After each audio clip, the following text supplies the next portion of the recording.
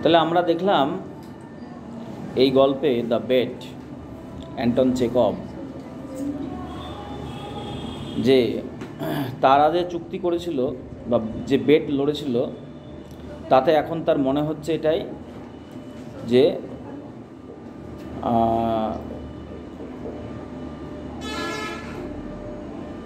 তার মানে তার এখন আফসোস হচ্ছে, তাই তো, যে এই চুক্তিটা বা এই বেটটা তার তরফ থেকে ছিল একটা খামখেয়ালিপনা, হ্যাঁ, এবং আর ইয়ের তরফ থেকে, আইনজীবীর তরফ থেকে এটা ছিল হ্যাঁ টাকার প্রতি লোভ, টাকার প্রতি লোভ এই পর্যন্ত হয়েছিল। এই যে last line, on my part it was the caprice of pampered man and on his part simple greed for money. আমার তরফ থেকে ছিল এটা একটা পাগলামি বা খামখেয়ালিপনা, আর তার তরফ থেকে এটা ছিল একটা অর্থের প্রতি লোভ। এটা তার এখন মনে হচ্ছে। এবার দেখি নেক্সট ঘটনা কি ঘটছে। দেন তারপর হি remembered what followed that evening. তার মনে পড়ল সেই দিন সন্ধ্যাবেলায় কি ঘটেছিল। ইট ওয়াজ ডিসাইডেড, এটা ঠিক হয়েছিল, that the young man should spend the years of his captivity. সেই ইয়ং ম্যান মানে সেই আইনজীবীটাকে তার বন্দিত্ব দশা কাটাতে হবে। ক্যাপটিভিটি মানে বন্দিত্ব দশা, ক্যাপটিভ মানে বন্দি। ইয়ার্স অফ হিজ ক্যাপটিভিটি, তাকে সেই কারাজীবন কাটাতে হবে আন্ডার দ্য স্ট্রিকেস্ট সুপারভিশন। সব থেকে স্ট্রিকেস্ট মানে কি, কঠিনতম, স্ট্রিক্ট মানে কঠিন, স্ট্রিকেস্ট মানে হচ্ছে কঠিনতম অবজারভেশনের মধ্যে, মানে দেখাশোনা, ওকে অবজার্ভ করা হবে, হ্যাঁ, যে ও কী করছে না করছে এটা দেখাশোনা করা হবে। And supervision in one of the lodge in the bankers garden.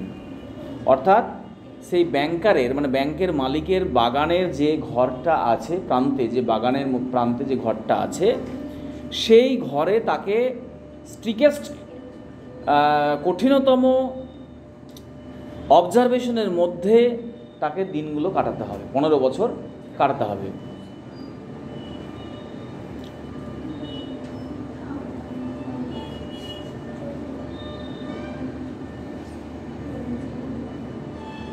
It was grid নাকি agreed, it was agreed that for 15 years, এটা মেনে নেওয়া হলো। এগ্রিড মানে এগ্রি মানে কি দু তরফ থেকে মেনে নেওয়া। It was agreed that for 15 years he should not be free, 15 বছরের মধ্যে সে কখনো মুক্ত হতে পারবে না, free to cross the threshold of the lodge. এই 15 বছরের মধ্যে সেই লজের মানে সেই ঘরের, বাগানের মধ্যে থাকা সেই বাড়ি, সেই বাড়ির চৌকাটও পেরোতে পারবে না। To cross the threshold, threshold মানে কি চৌকাট, সেই বাড়ির চৌকাটও সে পেরোতে পারবে না। টু সি হিউম্যান বিংস, মানুষকে দেখার জন্য। To hear the human voice, মানুষের কণ্ঠস্বর শোনার জন্য। অর টু রিসিভ লেটার্স, চিঠি নেওয়ার জন্য। অ্যান্ড নিউজ পেপার বা সংবাদপত্র নেওয়ার জন্য সে চৌকাটও পেরোতে পারবে না, এরকম সিদ্ধান্ত হলো। He was allowed to have a musical instrument, তাকে অনুমতি দেওয়া হলো। অ্যালাউড, অ্যালাউ মানে কি অনুমতি দেওয়া। হি ওয়াজ অ্যালাউড, তাকে অনুমতি দেওয়া হলো two have a musical instrument, তাকে বাদ্যযন্ত্র দেওয়া হবে। অ্যান্ড বুকস, বই দেওয়া হবে। And was allowed two right letters, এবং তাকে অনুমতি দেওয়া হলো চিঠি লেখার জন্য। টু ড্রিঙ্ক ওয়াইন, মদ পান করার অনুমতি দেওয়া হলো। অ্যান্ড টু স্মোক, অর্থাৎ ধূমপান করার অনুমতি দেওয়া হলো। By the terms of the agreement, এই চুক্তিপত্রের শর্তা অনুযায়ী, এগ্রিমেন্ট মানে চুক্তিপত্র, the only relations he could have, সে একমাত্র সম্পর্ক রাখতে পারবে উইথ দ্য আউটার ওয়ার্ল্ড, বাইরের জগতের সঙ্গে, was by a little window, একটা ছোট্ট জানালার মাধ্যমে, made purposely for the object, for that object, যে জানালাটা বানানো হয়েছে এই লক্ষ্যেই, অবজেক্ট মানে লক্ষ্য, এই লক্ষ্যেই জানলাটা বানানো হয়েছে। মানে ও ঘর থেকে বেরোতে পারবে না, জানলা থাকবে, সেই জানলা দিয়েই সে যা বলার ভিতর থেকেই বলবে, ভিতর থেকেই কথা বলবে, ভিতর থেকেই অর্ডার দেবে, যা করবে ভিতর থেকে, কিন্তু বাইরে সে বেরোতে পারবে না। জানলা দিয়েই তাকে নিতে হবে বা ডিম্যান্ড করতে হবে বা অর্ডার করতে হবে সে কী নেবে, ঠিক আছে, কিন্তু কাউকে দেখতে পাবে না, কারোর সঙ্গে কথা বলতে পাবে না। বোঝা গেল? বুঝতে পারছো কী ধরনের কঠোর কনফাইনমেন্ট?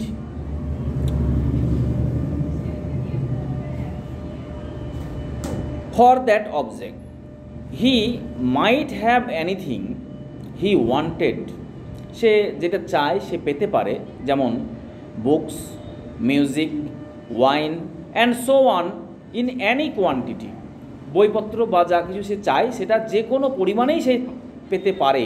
হি ডিজায়ার্ড, সে যেটা ইচ্ছা করবে যে কোনো পরিমাণেই সে পেতে পারে। হ্যাঁ, কিন্তু কীভাবে? বাই রাইটিং অ্যান অর্ডার, একটা অর্ডার লিখে। কথা বলতে পারবে না, জানলা দিয়ে আমি কথা বলবো যে আমাকে বই দাও, হবে না, ওটা হবে না। কী করতে হবে? যা চাইবে পাবে, সঠিক পরিমাণে পাবে বা বেশি যেটা চাইবে সেটাই পাবে, কিন্তু তাকে অর্ডার লিখতে হবে, মানে চিরকুটে লিখতে হবে যে আমার এটা চাই, যে জানলায় রাখতে হবে। কেউ একজন আসবে, সে টুক করে দেখে নেবে, সেটা তাকে সাপ্লাই করবে। এই হচ্ছে চুক্তিপত্র। But could only receive them, কিন্তু সেগুলোকে নিতে পারবে থ্রু দ্য উইন্ডো, সেই জানালার মাধ্যমেই সেগুলোকে নিতে পারবে। বুঝতে পারছি? দরজার খুলে তাকে দেবে তা হবে না, জানালার মাধ্যমেই তাকে নিতে হবে। The agreement provided for every detail, সেই চুক্তিপত্রে প্রত্যেকটা শর্ত পুঙ্খানুপুঙ্খভাবে উল্লেখ করা হলো। And every trifle that would make his imprisonment strictly solitary, strictly solitary, solitary মানে কি? solitary মানে একাকিত্ব, তাই তো?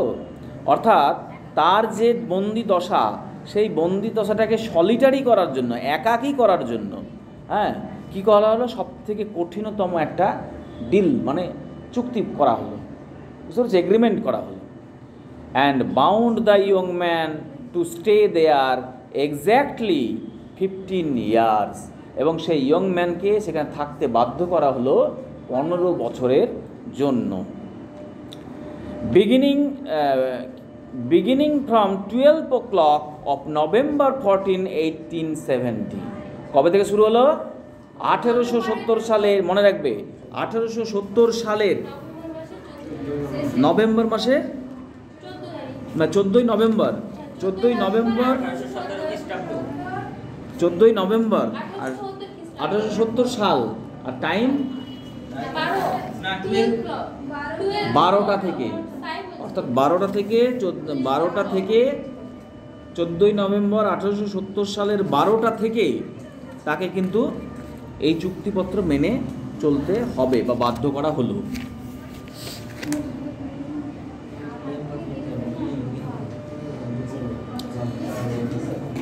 নেক্সট, অ্যান্ড এন্ডিং, এবং শেষ হবে কবে?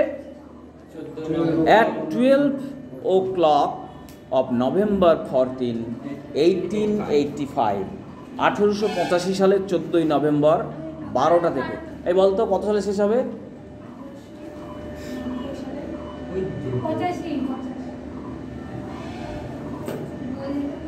1885 সালের 14ই নভেম্বর 12টা পর্যন্ত তার এই বন্দিদশা চলবে। The slightest attempt on his part, slightest মানে সে যদি মানে না স্লাইটেস্ট মানে হচ্ছে সবথেকে কমপক্ষে, মানে খুব হালকাভাবে, হালকাতমভাবে, হ্যাঁ, স্লাইট মানে হালকা, স্লাইটেস্ট মানে যদি কিছু একটা ও প্রচেষ্টা করে পালানো, দ্য স্লাইটেস্ট অ্যাটেম্প্ট প্রচেষ্টা অন হিজ পার্ট, তার তরফ থেকে, টু ব্রেক দ্য কন্ডিশন, অর্থাৎ যে শর্তটা করা হয়েছে সেই শর্তটা যদি খুব স্লাইটেস্ট পরিমাণও সে যদি ভাঙে তাহলে কী হবে, if only 2 minutes before the end, সেটা যদি 2 মিনিট আগেও ঘটে, release the banker from the obligation two pay him 2 million, অর্থাৎ ব্যাংকার 2 মিলিয়ন দিতে বাধ্য থাকবে না, তাকে মুক্ত করা হবে। রিলিজ মানে মুক্ত করা হবে, অর্থাৎ সে এই 2 মিলিয়ন দেওয়ার বাধ্যবাধকতা থেকে সে মুক্ত হবে। কে মুক্ত হবে? ব্যাংকার। যদি 2 মিনিট আগেও যদি সেই শর্তগুলো ভাঙে।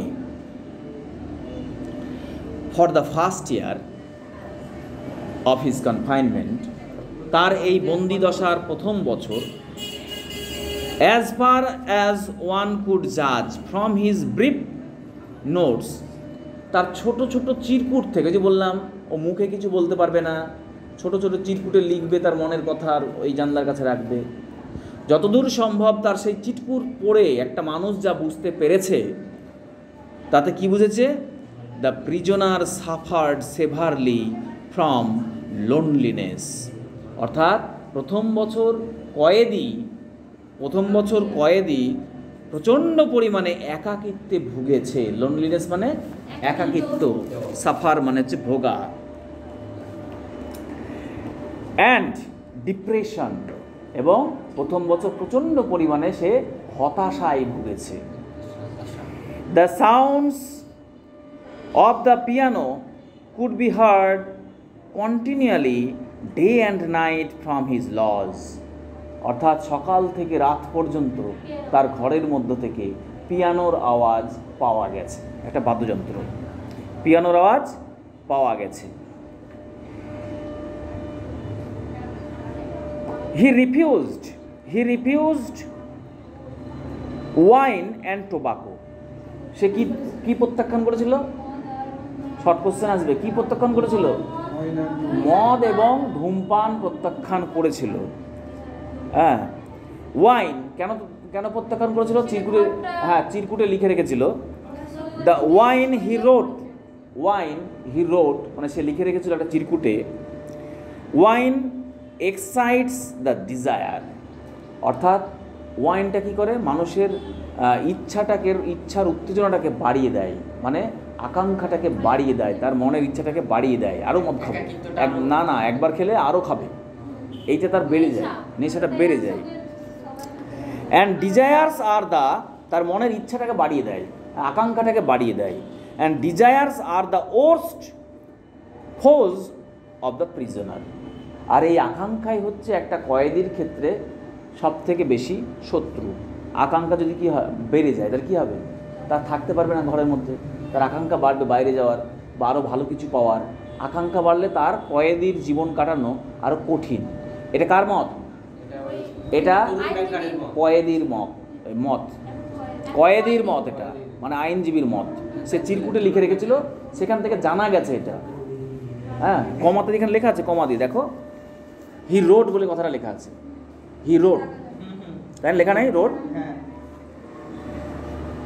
অ্যান্ড বিসাইডস, তাছাড়াও, বিসাইডস মানে কি, তাছাড়াও, nothing could be more ড্রিয়ারি than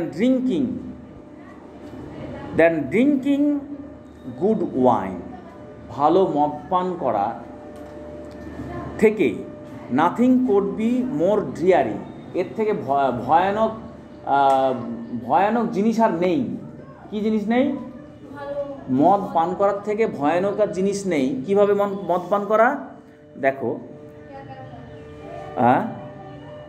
good wine and seeing no one, খুব ভালো মদ খাচ্ছ, হ্যাঁ, অত সঙ্গে তোমার কেউ নেই, একা একা মদ খাচ্ছ, এইটার থেকে খারাপ বা ভয়ানক, হ্যাঁ, ড্রিয়ারি আর কিছু নাই।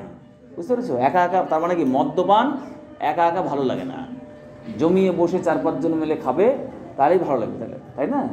এবারে ও কী হচ্ছে, ও যুক্তি দিচ্ছে এটা যে একা একা খাওয়া এর থেকে ভয়ানক বা খারাপ জিনিস আর কিছু নাই। And tobacco spoiled the air of his room, এবং ধূমপান ওই ঘরের কী হবে? বাতাসটাকে দূষিত করে দেবে। In the first year the books he sent were principally of a light character. প্রথম বছর যে সমস্ত বইগুলো সে দাবি করলো বা চেয়েছিল সেগুলো সব হচ্ছে লাইট ক্যারেক্টার, হালকা চরিত্রের, এবং নভেলস চেয়েছিল with a complicated love plot, এবং যে উপন্যাসগুলো পড়েছিল সেগুলো জটিল লাভ সংক্রান্ত, ভালোবাসা সংক্রান্ত প্লট, চরিত্র।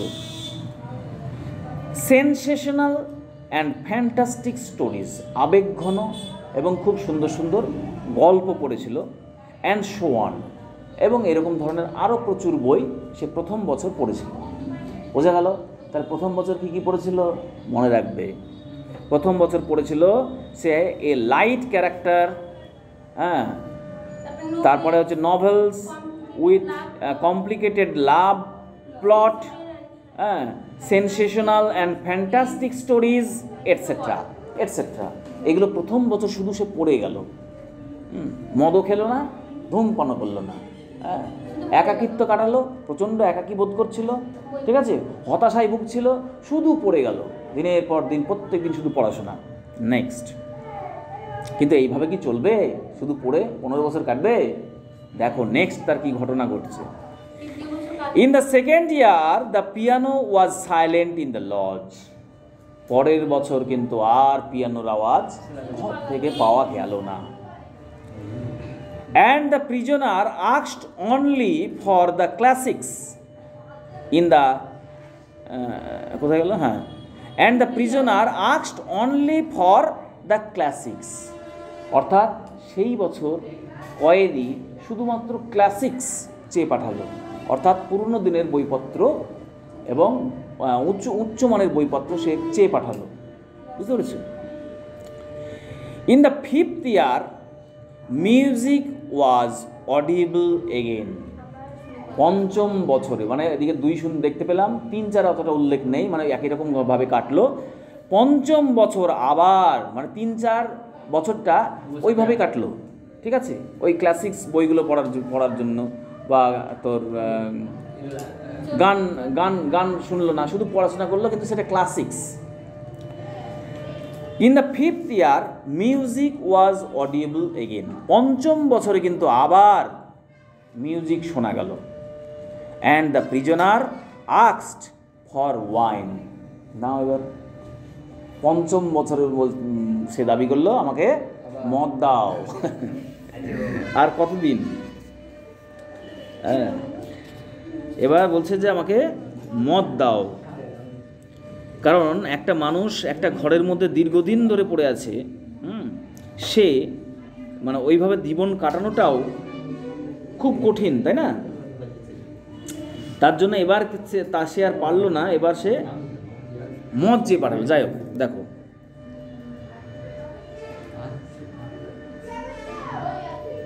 করে, হ্যাঁ, ওয়াইন পেয়েছি।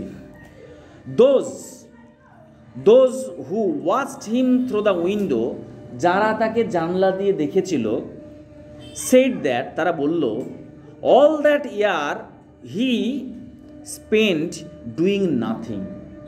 এই বছরটা, পঞ্চম বছরটা সে কিছু না করেই কাটালো। পয়েন্ট টু বি নোটেড, কোন বছর সে কিছু না করে কাটিয়েছে? Fifth year. পঞ্চম বছরে সে কিছু না করেই কাটালো। তাহলে কী করলো? But eating, drinking and lying on his bed. কী করলো সেই বছর? শুধু খেলো, ঘুমালো আর বিছানায় পড়ে থাকলো সেই বছরটা। ফ্রিকুয়েন্টলি ইয়ার্নিং, মাঝে মাঝেই হাই তুলতো আর বিছানায় গিয়ে শুয়ে পড়তো। অ্যাংরিলি টকিং টু হিমসেলফ, আর মাঝে মাঝেই খুব ক্রুদ্ধভাবে রেগে গিয়ে নিজের সঙ্গে কথা বলছে। কেউ তো নাই ঘরে, কার সঙ্গে কথা বললে? রেগে গিয়ে নিজের সঙ্গে কথা বলছে, পাগলের মতো যেটা হয় একাকিত্ব ভুগতে ভুগতে। He did not read books, সে বই পড়ল না। সামটাইমস কোনো সময় সামটাইমস অ্যাট নাইট, রাত্রেবেলায়, he would sit down to write. হঠাৎ করে রাতের বেলায় কী করতো? হ্যাঁ, সে বসে পড়তো লেখার জন্য। ঠিক আছে, যা খুশি লিখবে, লেখা যা মনে আসবে লিখবে। সারা রাত ধরে বসে বসে লিখতে শুরু করে দিল। He would spend hours writing, ঘন্টার পর ঘন্টা লিখেই যাচ্ছে। অ্যান্ড ইন দ্য মর্নিং, সকালবেলায়, tear up all that he had written, সকালবেলায় সারা রাত ধরে যা লিখলো সকালবেলায় এবার বসে বসে সব ছেড়ে ফেলবে। বুঝতে পারছো একাকিত্বর কি দশা? More than once he could be heard crying, একবারের বেশি মানে বারবার তাকে কাঁদতে শোনা গেল। বুঝতে পেরেছো? তাহলে পঞ্চম বছরটায় বোঝা যাচ্ছে তার পরিস্থিতিটা কোন পর্যায়ে গেছে। তার মানসিক স্ট্যাবিলিটি নেই, মেন্টাল স্ট্যাবিলিটি নেই, মানসিক স্থিরতা হারিয়েছে, তার বুদ্ধি হারিয়েছে, হ্যাঁ, পাগলামি ব্যাপারটা চলে এসেছে তার মধ্যে অলরেডি, হ্যাঁ, ধৈর্য হারিয়ে ফেলেছে, হ্যাঁ, পড়াশোনার প্রতি তার যে জ্ঞানের প্রতি যে চাহিদা ছিল, জ্ঞান অর্জন করব, সেই জ্ঞানের প্রতি চাহিদা হারিয়েছে। এখন দেখছে জ্ঞান অর্জন করে কী হবে, খায় আর ঘুমায়, শুধু খাচ্ছে আর ঘুমাচ্ছে। হ্যাঁ, কখনো ভাবছে কিছু লিখি, পরে আবার ছেড়ে ফেলছে। কী হবে লিখে, সারা লিখলো, লেখা দরকার, সকালবেলা ভাবছে হ্যাঁ কী হবে, সব ছিঁড়তে শুরু করে দিল। তার মানে that indicates the instability of his mind. হ্যাঁ, অর্থাৎ এটা নির্দেশ করে যে তার মানসিক অস্থিরতা। In the second half of the 6th year, ষষ্ঠ বছরের দ্বিতীয় অর্ধে, মানে প্রথম অর্ধে না, দ্বিতীয় অর্ধে, the prisoner began zealously studying. Actually zealous মানে হিংসার সঙ্গে, তাই না? জিলাসলি হিংসার সঙ্গে, কেন এখানে উৎসাহের সঙ্গে। প্রিজনার বিগ্যান জিলাসলি স্টাডিং, কি পড়তে লাগলো? ল্যাঙ্গুয়েজেস। আবার উৎসাহের সঙ্গে ষষ্ঠ বছরে মানে 6th year after second half, ঠিক আছে তো, তখন কি করলো সে অত্যন্ত আগ্রহের সঙ্গে সে বিভিন্ন কি ভাষা পড়তে লাগলো, ল্যাঙ্গুয়েজেস, অর্থাৎ বিভিন্ন ধরনের ভাষা, সাহিত্য এসব পড়তে লাগলো। ফিলোজফি অ্যান্ড হিস্ট্রি, এবং দর্শন এবং ইতিহাস পড়তে শুরু করলো। He threw himself eagerly into this studies, সে এমনভাবে এই পড়াশোনার মধ্যে নিজেকে ছুঁড়ে দিল, মানে নিজেকে নিয়োজিত করলো, ছোঁড়া তো যায় না, এই পড়াশোনার মধ্যে সে নিজেকে এমনভাবে নিয়োজিত করলো যে so much so that the banker had enough to do to get him the books he ordered. অর্থাৎ ব্যাংকারকে সে তার অর্ডার করা বইগুলো পেতে বা কিনতে বা জোগাড় করতে বেশ ভালোই পরিশ্রম করতে হবে। এত পরিমাণে তার পড়ার চাহিদা বেড়ে গেল, পড়েই যাচ্ছে, শুধু অর্ডার করেই যাচ্ছে, আর ব্যাংকার সেগুলোকে এনেই যাচ্ছে। এই হচ্ছে বিষয়। In the course of 4 years, 4 বছরের মধ্যে, মানে 6 বছরের দ্বিতীয়ার্ধ থেকে শুরু করে 4 বছরের মধ্যে কি করলো? 4 years some 600 volumes were procured at his request. তার অনুরোধে প্রায় 600 বই, 600 ভলিউম, 600 খণ্ড বই তাকে দিতে হয়েছিল। তার রিকোয়েস্টে, তার অনুরোধে ওই 4 বছরের মধ্যে প্রায় 600 বই শেষ করে ফেলেছে। 600টা খণ্ড বই, মানে একটা বইয়ের, একটা গল্পের দেওয়া হলে 3টে খণ্ড আছে, ঠিক আছে, ভলিউম, 3টে ভলিউম, তো এরকম টোটাল 600টা ভলিউম তাকে দিতে হয়েছিল ব্যাংকারকে। কোর্স, হ্যাঁ, রিকোয়েস্ট।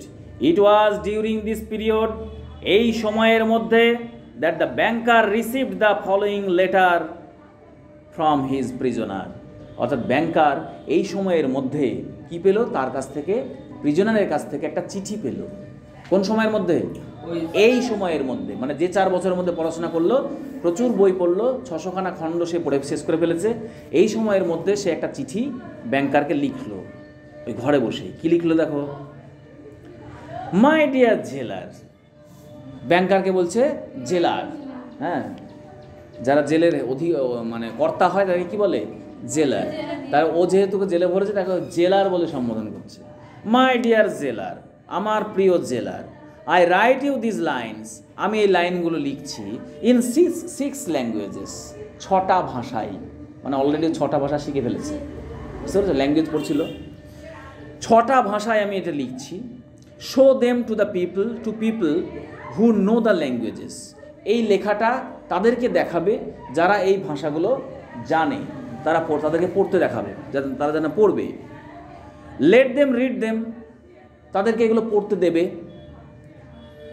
প্রথম দেম হচ্ছে সেই সমস্ত মানুষ যারা পড়বে, আর দ্বিতীয় দেমটা হচ্ছে চিঠিটাকে বলছে।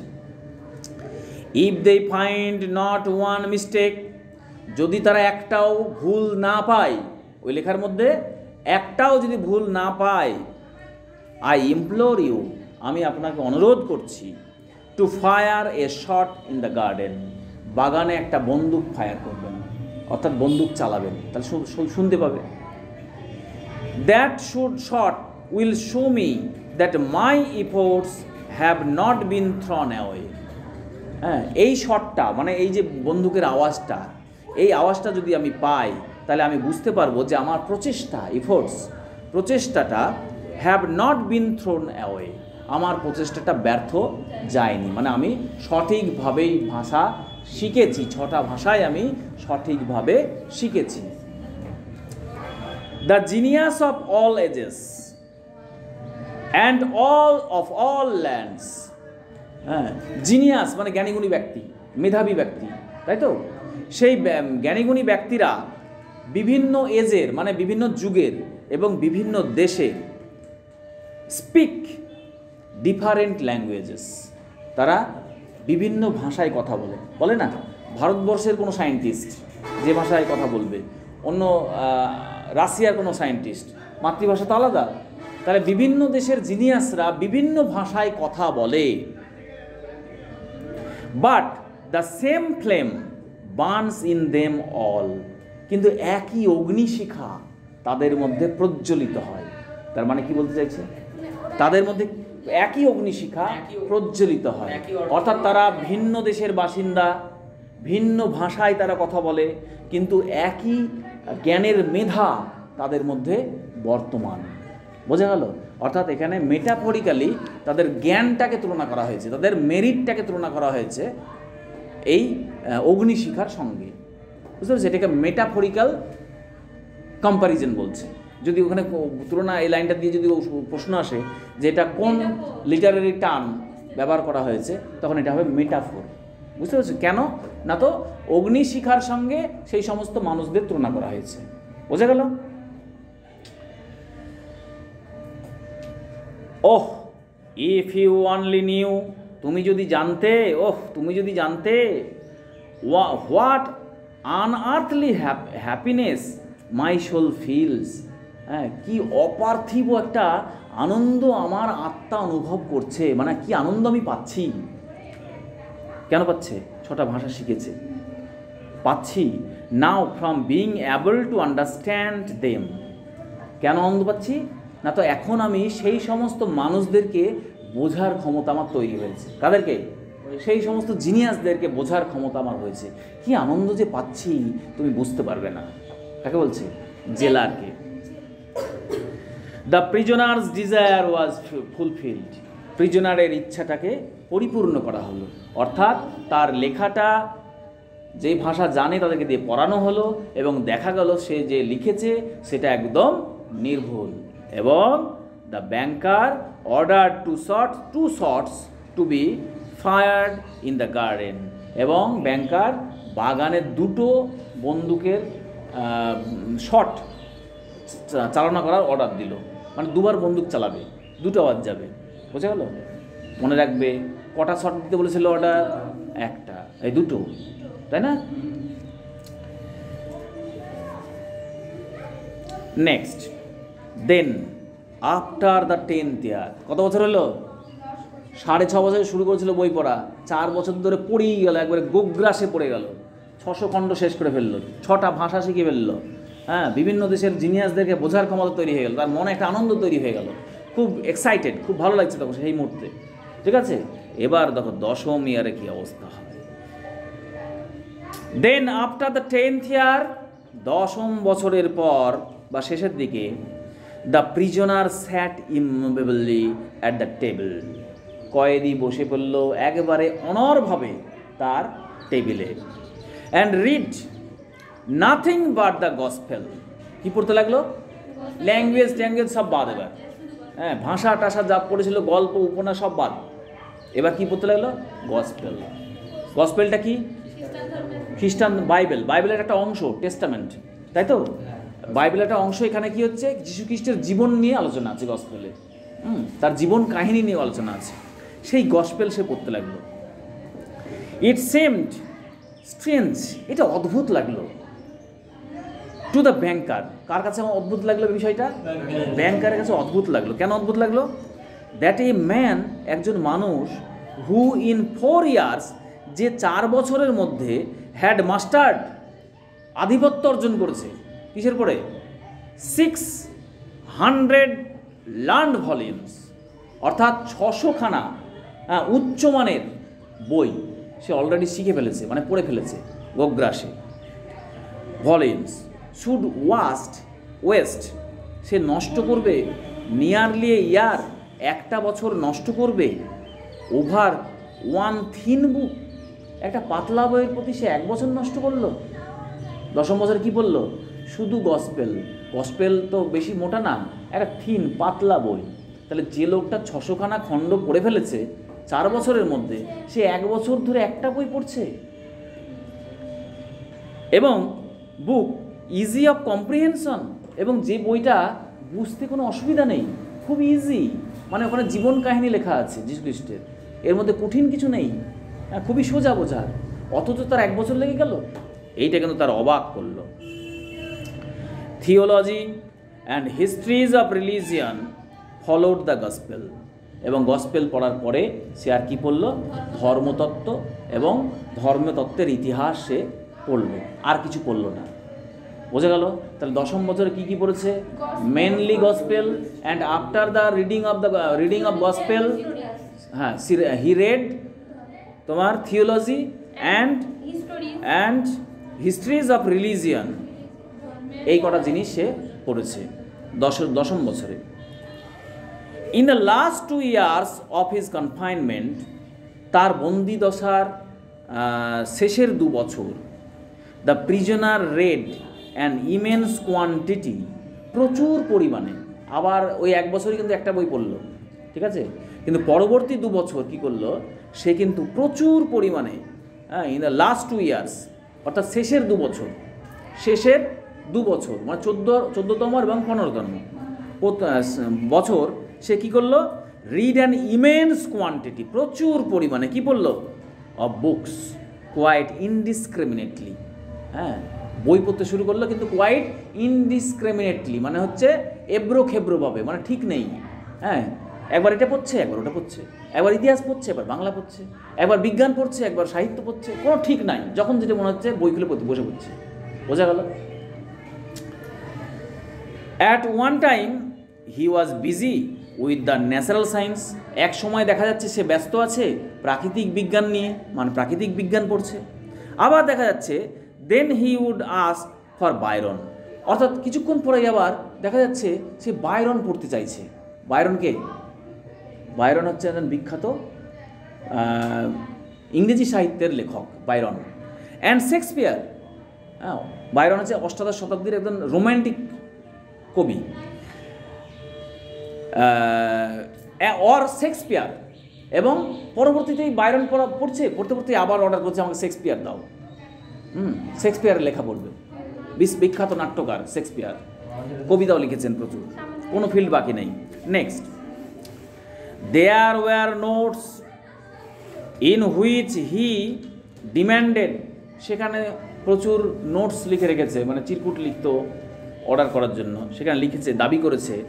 At the same time books of chemistry, একই সময়ে সে দাবি করছে, মানে চাইছে কেমিস্ট্রি বই, অ্যান্ড এ ম্যানুয়াল অফ মেডিসিনের উপরে বই, অ্যান্ড এ নভেল, উপন্যাসের উপরে বই, and some treaties on philosophy or theology, বা ধর্মতত্ত্ব বা ধর্মতত্ত্বের উপরে বিষয়ক বই। একই সময়ের মধ্যে বিভিন্ন ধরনের বই সে কিন্তু চেয়ে পাঠাচ্ছে বা ডিম্যান্ড করছে, দাবি করছে, আর যেটা আগে কখনো হয়নি। হয়তো সাহিত্য পড়লে সাহিত্যই পড়ে গেছে, হ্যাঁ, তারপরে ল্যাঙ্গুয়েজ পড়লে ল্যাঙ্গুয়েজই পড়ে গেছে, কিন্তু এখন একসঙ্গে বিভিন্ন ধরনের বিভিন্ন ফিল্ডের বই সে ডিম্যান্ড করছে, চেয়ে পাঠাচ্ছে, তাই না? তার মানে এখনও ইন্ডিকেট হচ্ছে তার অবস্থাটা এখন করুণতম। মানে মানসিক স্ট্যাবিলিটিটা এখন আরও করে নেব। তার মাথার কোনো স্ট্যাবিলিটি নেই, একবার সাহিত্য পড়ছে, একবার ধর্মতত্ত্ব পড়ছে, একবার সায়েন্স পড়ছে, কোনো ঠিক নাই, যখন যেটা ইচ্ছা পড়তে শুরু করে দিচ্ছে। His reading suggested a man swimming in the sea among the wreckage of his sea. এখানে একটা তুলনা করা হয়েছে। হ্যাঁ, তার যে এই পড়াটা নির্দেশ করছে একটা জিনিস, যে একটা মানুষ সুইমিং, যে সাঁতার কাটছে, ইন দ্য সি, কোথায় সাঁতার কাটছে? সমুদ্রে। Among the wreckage of his ship, তারই ভাঙা জাহাজের মধ্যে, অর্থাৎ কোনো ঝড়ঝঞ্ঝায় জাহাজটা ভেঙে গেছে, টুকরো টুকরো হয়ে গেছে, দিয়ে ডুবে গেছে, সেই ভাঙা টুকরোর মধ্যে সেই মানুষটা সমুদ্রের জলে সাঁতার কাটছে। এবং and trying to save his life, এবং সে চেষ্টা করছে তার জীবনটাকে বাঁচানোর, বাই গ্রিডিলি ক্লাচিং, হ্যাঁ, ক্লাচ মানে ধরা, গ্রিডিলি মানে খুব ইয়ের সঙ্গে, অ্যাকচুয়ালি গ্রিড মানে লোভ, হ্যাঁ, মানে জীবন বাঁচানোর লোভে সে ক্লাচ করছে, মানে ধরছে, first at one spar and then at another, অর্থাৎ হাতের কাছে যে স্পার, মাস্তুল, মানে জাহাজের কোনো টুকরো, সেই মাস্তুলটাকে ধরার চেষ্টা করছে, আবার কোনো ভাঙা জাহাজের কোনো পাটাতন পড়ে আছে সেটাকে ধরার চেষ্টা করছে।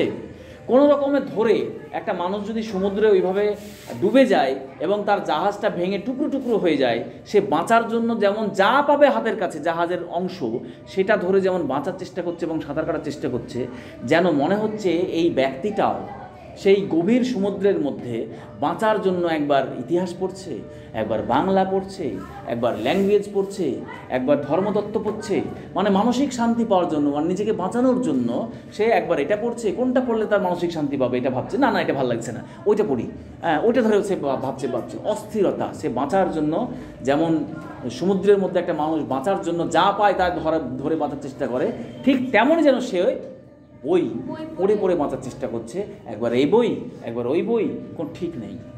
বুঝে গেল? The old banker remembered all this and thought, সে বৃদ্ধ ব্যাংকার এই সমস্ত কথাগুলো তার মনে পড়ল এবং ভাবতে থাকলো, এবং ভাবতে ভাবতে তার মনে হচ্ছে যে টুমরো অ্যাট 12 o'clock, 15 বছর কিন্তু হয়ে গেল, 15 বছর হয়ে গেল। টুমরো অ্যাট 12 o'clock, আগামীকাল 12টার সময়, he will regain his freedom, সে আবার স্বাধীনতা পাবে। রিগেন মানে পুনরায় পাওয়া, রিগেন হিজ ফ্রিডম, সে পুনরায় স্বাধীনতা পাবে। বাই আওয়ার এগ্রিমেন্ট, আমাদের চুক্তির দ্বারা, I ought to pay him 2 million, আমাকে দিতে হবে 2 মিলিয়ন। এবার মনে পড়ছে তার অবস্থা কিন্তু আগের মতন নাই, আমাকে দিতে হবে এখন 2 মিলিয়ন। আগের দিন তার এই কথা মনে পড়ছে। If I do pay him, আর এটা যদি তাকে আমি দিই, পে মানে দেওয়া, টাকা পেমেন্ট করা, তাই তো, আর এই 2 মিলিয়ন যদি আমি দিই, it is all over with me, তাহলে আমার সব শেষ। It is all over with me মানে আমার সব শেষ। আই শ্যাল বি আটারলি রুইন্ড, আমি সম্পূর্ণভাবে, আটারলি মানে সম্পূর্ণভাবে ধ্বংসপ্রাপ্ত হব। রুইন্ড মানে কি? ধ্বংসপ্রাপ্ত হওয়া। আমি সম্পূর্ণভাবে ধ্বংসপ্রাপ্ত হব।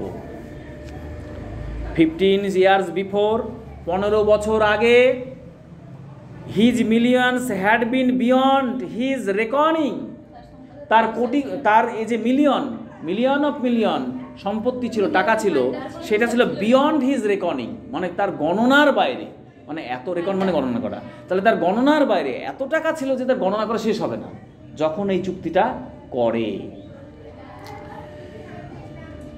নাও, কিন্তু এখন, হি ওয়াজ অ্যাফ্রেড, সে এখন ভয় পায়, টু আস্ক হিমসেলফ, নিজেকেই প্রশ্ন করতে, জিজ্ঞেস করতে, হুইচ ওয়ার গ্রেটার, কোনটা বেশি, হিজ ডেপ্ট, তার ধার, অর হিজ অ্যাসেট, না তার সম্পত্তি।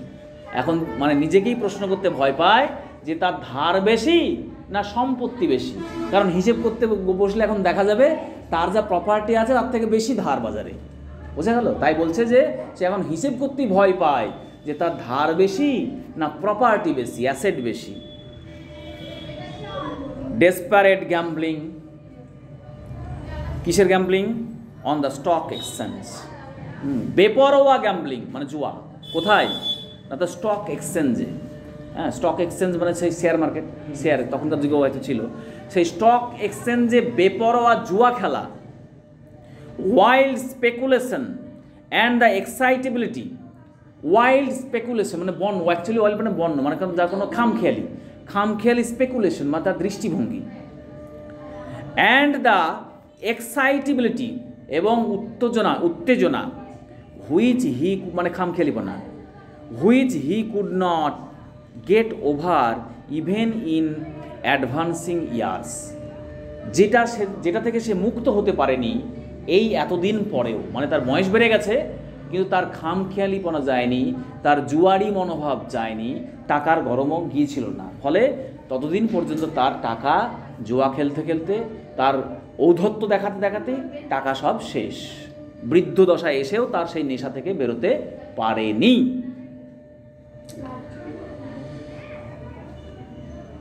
Advancing years had by degrees led to the decline of his fortune, had by degree led to the decline of his fortune, decline of his fortune, fortune মানে ভাগ্য আর decline মানে ক্ষতি হওয়া। তাহলে এই যে বিষয়গুলো, এইগুলো তাকে আস্তে আস্তে আস্তে তাকে ধ্বংসের, তার কিসের দিকে ঠেলে দিয়েছে? তার ভাগ্যের ধ্বংসের দিকে ঠেলে দিয়েছে, ক্ষতির দিকে ঠেলে দিয়েছে। অ্যান্ড দ্য প্রাউড, তার গর্ববোধ, তার ফিয়ারলেস নির্ভীকতা, সেলফ কনফিডেন্স, তার আত্মবিশ্বাস, millionaire, had become a banker of কি মিডলিং র্যাঙ্ক। তার যে এতদিনের অহংকার, গর্ববোধ ছিল, হ্যাঁ, তার যে এতদিনের সেলফ কনফিডেন্স ছিল, আত্মবিশ্বাস ছিল মিলিয়নার হিসাবে, হ্যাঁ, কোটিপতি হিসেবে তার যে কনফিডেন্স ছিল, সেগুলো এখন কোন পর্যায়ে গিয়ে দাঁড়িয়েছে? এখন মিডল ক্লাস ব্যাংকারে গিয়ে পরিণত হয়েছে। অর্থাৎ সেই মিলিয়নার আর নাই, এখন সে কি একটা মিডল ক্লাস ব্যাংকার, মানে মধ্যদশার একটা, হ্যাঁ, সে ব্যাংকার, তার আর বিষয় সম্পত্তি নেই।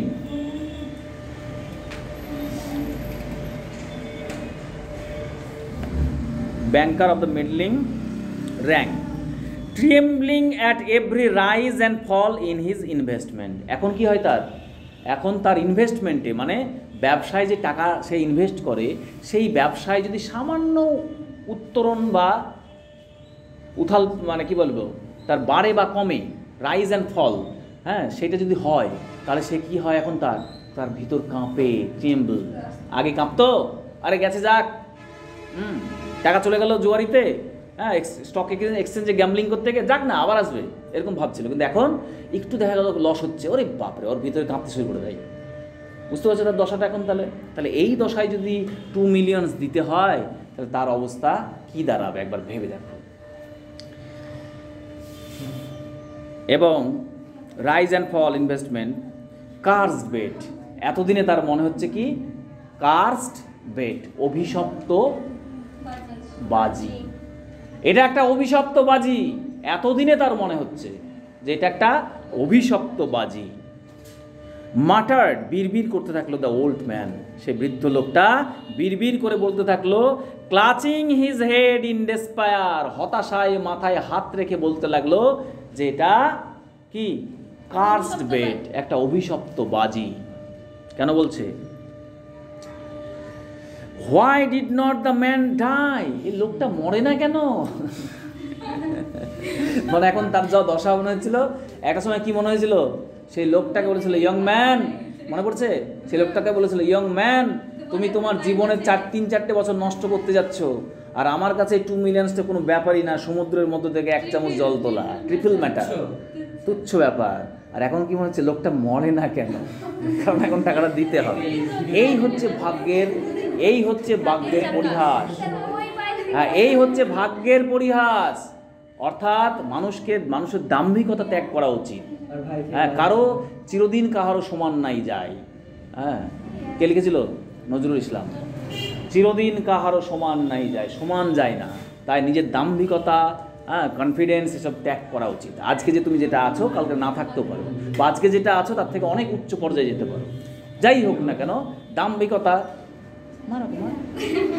দাম্ভিকতা থাকা একদম উচিত নয়। Why did not the man die? লোকটা মরে না কেন, মরলো না কেন? He is only 40 now. এবার দেখো যুক্তি, দেখো তার যুক্তিটা শোনো। হি ইজ অনলি 40 নাও, তার তো বয়স এখন 40। কেন? 25 বছর বয়সে ঢুকেছিল, ইয়ং ম্যান ছিল, তাই না? 15তে কত হলো? 40। আর 40 মানে কি? মিডল এজেড, যথেষ্ট সময় আছে এখনো জীবনটাকে এনজয় করার, তাই তো? কোথায় গেল হি, হ্যাঁ 40 now, he will take my last penny from me. অর্থাৎ লাস্ট পেনি কেন বলছে? পেনি মানে অর্থ, টাকা। সে তো আমার কাছ থেকে আমার যা টাকা পড়ে রয়েছে সবটাই নিয়ে নেবে। লাস্ট পেনি, পড়ে থাকা সবটাই টাকা নিয়ে নেবে। হি উইল ম্যারি, সে তো বেরিয়ে এসে 40 বছর বয়সে বিয়ে করবে। হ্যাঁ, আচ্ছা। উইল এনজয় লাইফ, জীবনটাকে উপভোগ করবে। উইল গ্র্যাম্বল অন দ্য এক্সচেঞ্জ, সেও তো আবার গিয়ে প্রচুর টাকা পেয়ে যাবে। তো 2 মিলিয়ন মানে প্রচুর টাকা, সেও তো আবার গিয়ে এক্সচেঞ্জে গিয়ে গ্যাম্বলিং করবে, খেলবে, মানে এনজয়মেন্ট, জুয়ারি খেলবে। While I shall look at him, আর তখন আমি তাকিয়ে থাকবো তার দিকে। With envy like a beggar, হিংসার সঙ্গে একটা ভিখিরির মতো তার দিকে তাকিয়ে থাকবো। And hair from him every day, না হেয়ার না, হিয়ার। অ্যান্ড হিয়ার, শুনতে হবে আমাকে, ফ্রম হিম, তার থেকে, এভরিডে, প্রত্যেক দিন। কি শুনতে হবে? দ্য সেম সেন্টেন্স, একই কথা আমাকে শুনতে হবে তার কাছ থেকে। কি কথা? I am indebted to you, আমি আপনার কাছে কৃতজ্ঞ। টু ইউ, আপনার কাছে কৃতজ্ঞ। ফর দ্য হ্যাপিনেস, আনন্দের জন্য, অফ মাই লাইফ। ও বারবার আমাকে শোনাবে আমার এই আনন্দের লাইফের জন্য আমি আপনার কাছে কৃতজ্ঞ। তাহলে একটা ওর করুণ দশা, ভিখিরির দশা হয়ে গেছে, আর ও শোনাবে। এটা তার কল্পনা, হ্যাঁ, এটা তার কিন্তু কল্পনা, যে আমাকে শোনাবে যে আপনার জন্যই আমি আজকে ভালো জীবন কাটাচ্ছি। হ্যাঁ, তাহলে তার কি দশা হবে?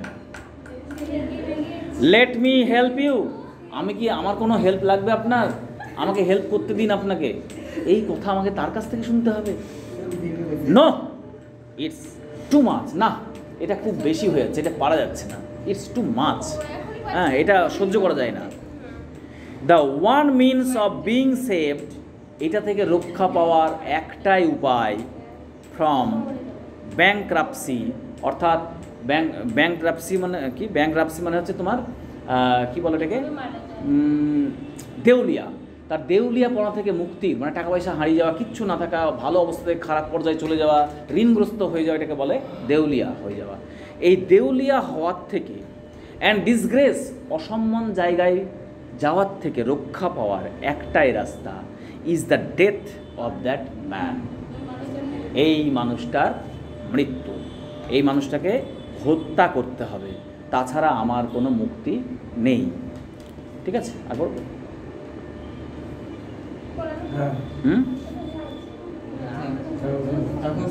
আর কতটা থাকলো? বাকিটা একদিন একটু বেশি করে বাকিটা টেনে দেবো। ঠিক আছে, আজকে এই অবধি থাক। বুঝতে পেরেছো? তাই তাহলে একটু পড়ে দিই। কোন পেজটা?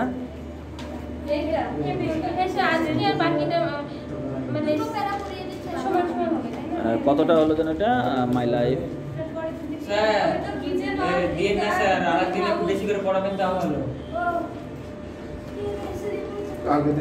থাক, এইটুকু থাক, এইটুকু।